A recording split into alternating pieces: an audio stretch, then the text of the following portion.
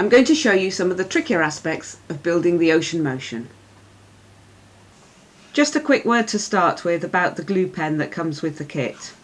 Remember to unscrew the nozzle and take out the little safety cap inside, which is there just to make sure that the glue doesn't leak.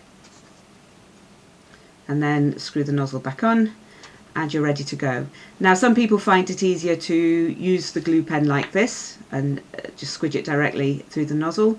Personally, I like to put it all in a tray and then use a bamboo skewer to dib into the glue. I find that's easier to control, but it's up to you.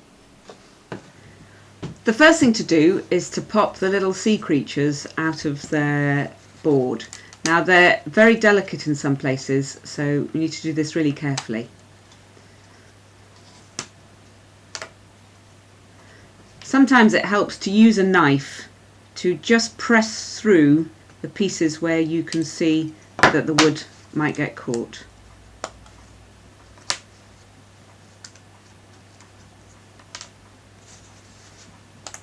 You might also want to use the knife just to press the whole thing down.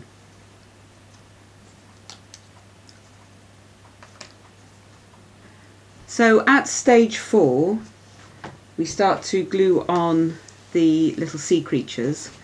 It's important to glue them on more or less as they have been done in the instruction booklet, because it's all been quite carefully designed to work with the different layers and all the moving parts so that the little creatures don't get in the way of other things that might be happening.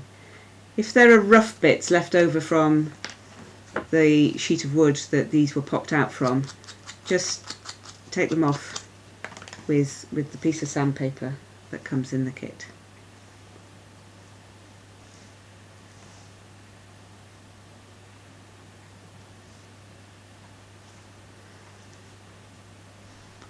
So work through the layers, getting the creatures on in their places. Once you've got all the main creatures in place on the layers, don't worry if there are a few little fish left over. We can always use those to fill in the gaps once everything else is completed. At stage 14, all these pieces are glued solidly together and we're ready to start gluing the cams onto the crank handle. It's important to remember to wax your cams because that will make them run lots more smoothly when everything's together. Now we're going to use a glue guard at this stage to prevent the glue getting from between the cam and part number 22. So if I put a bit of glue on the shaft, and as I push the cam towards it, I just twist it round and that makes the glue get all the way around the shaft. Push it up to the glue guard and then remove it, and that will make sure that there's a tiny gap there that allows the handle to turn freely. When that cam has dried on the shaft a little bit, we're ready to put the first layer on. As you turn it round to test it, you can see that the cam going round rocks that little piece of sea up and down. So we'll put the second cam on. Again, make sure it's got plenty of wax around the edge. And put the glue on the shaft and the cam, and make sure that the cam is set, second cam is set at an angle to the first cam. Then we can put another spacer on. In the instructions it shows these spacers being glued on, but they don't need to be, they're okay just to be loose. And then we can put the next bit of sea on and the third cam.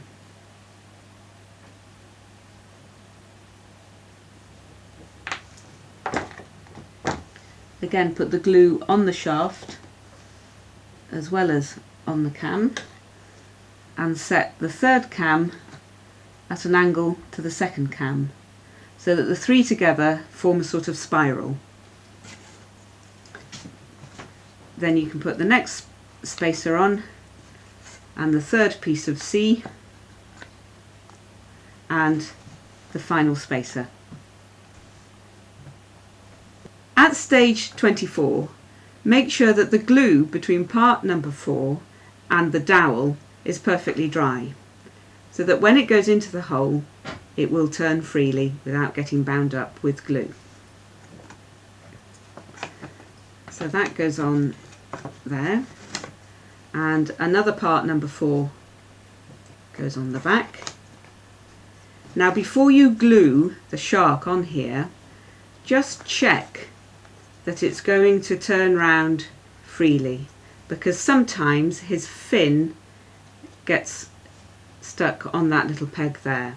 So just test that, and if so, sand the tip of his fin off with the sandpaper that comes with the kit. And when you've done that, you can put some glue on part number 4 and the dowel and pop the shark on. Make sure that that is turning freely, it hasn't been squeezed together too tightly, and leave it to dry.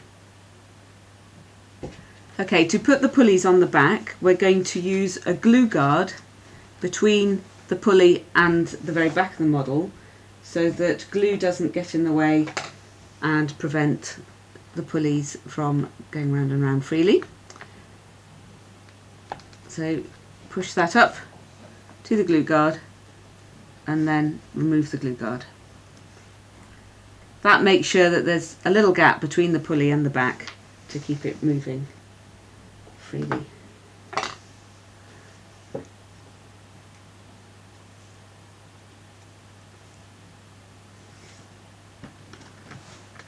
And same with the third.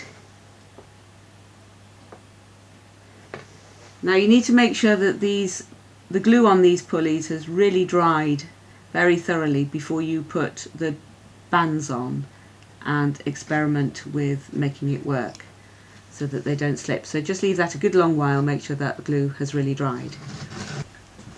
Now we just need to use up the rest of our little fish to fill in some of the gaps wherever we want them to be.